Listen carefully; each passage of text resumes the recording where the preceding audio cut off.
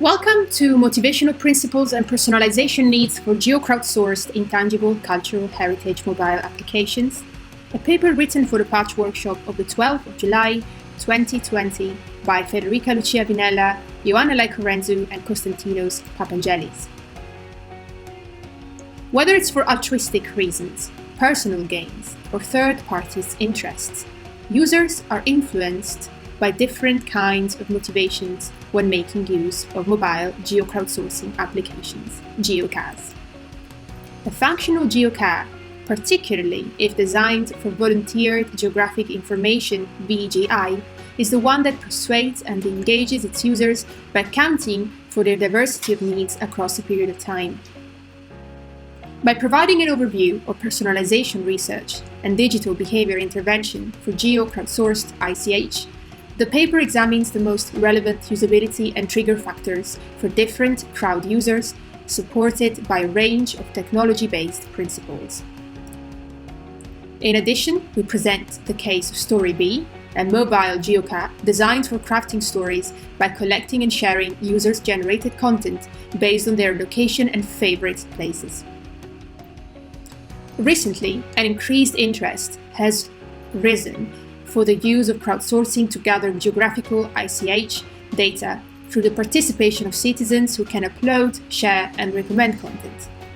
Engaging users, both in producing and in benefiting of the content, is something that participatory geographical information systems, PGIS, have been good at. Such an application can create a safe zone from where the act of understanding cultural diversity on one hand and the growth of personal sensitivity towards the heterogeneity of ICH on the other can together develop into practices that are widely taken up and encouraged. Research have conducted a survey to try understanding which motivational factors were relevant to OpenStreetMap OSM volunteers. For their survey, they divided OSM volunteers into two groups, serious mappers and casual mappers, based on how much and how often they contributed, as well as how long they had been contributing. The 6 mappers types are map lovers and experts, also known as groupies, casual mappers, media mappers, passive mappers, open mappers, paid mappers. Map lovers are motivated by simplification, value, and trust. Casual mappers prefer moderate forums and community platforms. Media mappers are driven by competitions, mapping parties, and special rewards. Passive mappers value passive and automated collection of information. Open mappers are motivated by enhancement and simplification of the open source mapping tools. Paid mappers look in specific for financial rewards. Listing the 5 big guidelines for designing open contribution systems. 1. Make the act of contribution easy, without technical, logistic, legal, or intellectual barriers. 2. Make participation a side effect, principle of passive mapping. 3. Prioritize on editing, discourage the creation of disjointed content by providing templates to ease the job to be done. Reward the users, but don't over-reward active participants, otherwise they may end up dominating the whole project. And promote quality contributors, for example, by reputation ranking. Multiple strategies known to adaptive systems would be applicable also to crowdsourced ICH mobile applications. Strategies such as competition, comparison, cooperation, customization, rewards, self-monitoring, feedback, suggestion, simulation, trace, and personalization are known to yield positive results. Based on the literature, we developed a recommendation for our ICH app Story B, which captures ICH in cities for crowdsourcing. Story B is an Android application developed in the context of Utrecht University Research IT Innovation Program for a project called Collaborative Crowdsourcing Tools for Sustaining Intangible Urban Heritage. Great emphasis has been put on the user experience as interaction created together with others.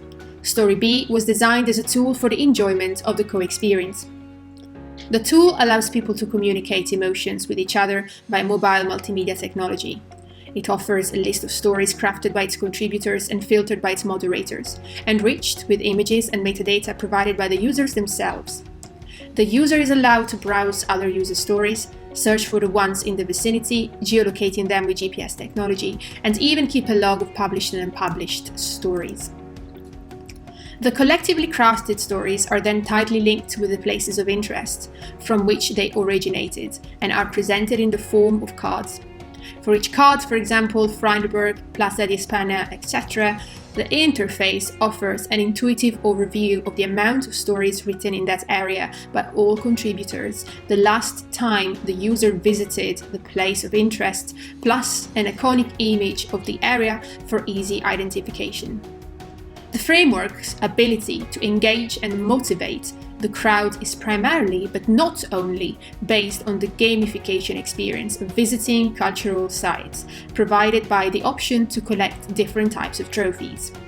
Additionally, other features of the Story-B application include the option to select stories from a particular area and to download them in offline mode, the option to read other people's stories by choosing the keywords or tags, the option to edit, permanently delete, and unpublish the authored story before it is assessed by the moderators, the option to unlock stories based on geographic proximity, and much more. The Story-B features have been chosen based on three main groups of crowdsourcers: casual Story-B users, cultural Story-B experts, Story-B administrators. The casual Story-B users are generally visitors and inhabitants who want to discover the stories behind locations both popular and hidden. Cultural Story-B experts are those cultural experts who want as many people as possible to discover the area and collect intangible cultural heritage. Story-B administrators are the administrators who want to moderate and maintain all user content.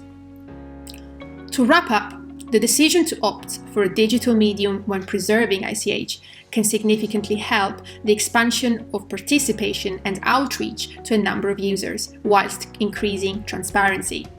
Templates, smart walks, making it side effects, and familiarity and proximity all reduce the amount of time, thought, and effort the user has to make in order to add content or use the app.